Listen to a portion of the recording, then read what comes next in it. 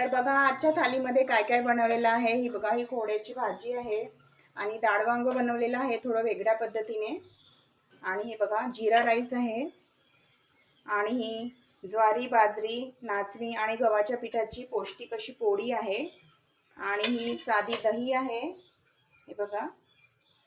आणि सॅलडमध्ये आहे ओनियन, काकडी आणि गाजर। तर संपूर्ण थाळीचा व्हिडिओ जो आहे लवकरच मराठी किचन विथ मनीषा या चॅनलवर उपलब्ध होणार आहे।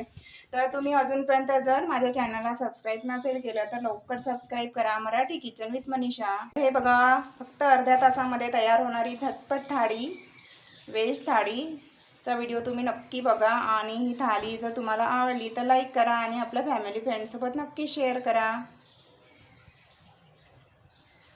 तर हे बघा साधी सोपी अशी थाली इथे तयार झाली।